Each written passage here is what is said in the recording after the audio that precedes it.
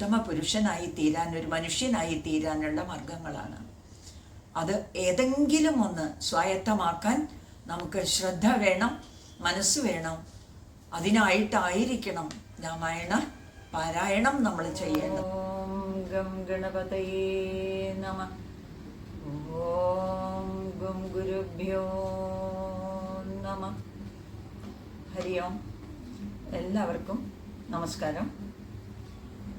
വീണ്ടും ഒരു രാമായണ മാസം വന്നെത്തിയിരിക്കുകയാണ്.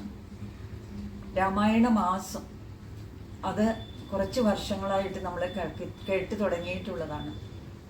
പണ്ട് എല്ലാ ദിവസവും രാമായണം പാരായണം നടക്കുന്ന കാലമായിരുന്നു. ഇപ്പോഴ് കാലത്തിന് മാറ്റം വന്നതുകൊണ്ട് ആളുകൾക്ക് ജീവിതശൈലിയിലും മാറ്റമുണ്ടായി. സമയ ദൈർഘ്യവും കുറഞ്ഞു. മാത്രമല്ല, അസുഖങ്ങളാലും മറ്റ് ബുദ്ധിമുട്ടുകളെ കൊണ്ടും തീരെ ഒരു അവസരങ്ങൾ നഷ്ടപ്പെട്ടുകൊണ്ടിരിക്കുകയാണ്. അങ്ങനെയുള്ള ഈ സമയത്ത്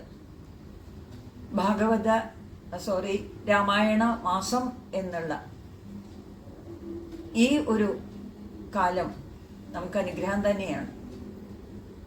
ദക്ഷിണായന കാലം. ദേവന്മാർക്ക് രാത്രി ആരംഭിക്കുകയാണ്. അവരുടെ രാത്രി സമയമാണ് ദക്ഷിണായന കാലം. അതിൽ കർക്കിടക മാസത്തിൽ രാത്രിക്ക് മുമ്പുണ്ടാവുന്ന പകല് കഴിഞ്ഞിട്ടുള്ള സന്ധ്യാസമയമാണ്. അപ്പോൾ ദേവന്മാരുടെ സന്ധ്യാസമയമാണ് കർക്കിടക മാസം. ഈ സന്ധ്യാസമയം പുണ്യകർമ്മങ്ങൾ ചെയ്യുന്നത് വളരെ ശ്രേഷ്ഠമാണ്. പുരാണ പാരായണം, മറ്റ് പൂജ ആദികൾ, ആധ്യാത്മികമായിട്ട് നമുക്ക് എന്തൊക്കെ ചെയ്യാവുന്നോ അതൊക്കെ തന്നെ ശ്രേയസ്കരമായിരിക്കുന്ന കാലമാണ്. ഒന്നാമതായിട്ട് നമ്മൾക്ക് പ്രത്യേക ജോലിയൊന്നുമില്ല. കൃഷിയെ സംബന്ധിച്ച് പറയുകയാണെങ്കിൽ ആ വക പണികളൊക്കെ കഴിഞ്ഞ് സ്വസ്ഥമായിരിക്കുന്ന കാലം. മുമ്പ് കാലത്ത് കൃഷിയെയാണല്ലോ നമ്മളൊക്കെ ആശ്രയിച്ചിരുന്നത്. മഴക്കാലം വന്നു ചേർന്നു. പെരുമഴ പെയ്യുന്ന സമയം. എല്ലാം ഒതുങ്ങി സ്വസ്ഥമായി വീട്ടിലിരിക്കുന്ന ആ സമയത്ത് ഒരു മാസക്കാലം ആധ്യാത്മികമായ ഉന്നതിക്ക് വേണ്ടി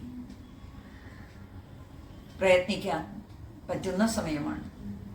അതേപോലെ തന്നെ പ്രകൃതിയെല്ലാം ഒരുങ്ങിയിരിക്കുന്നത് കൊണ്ട്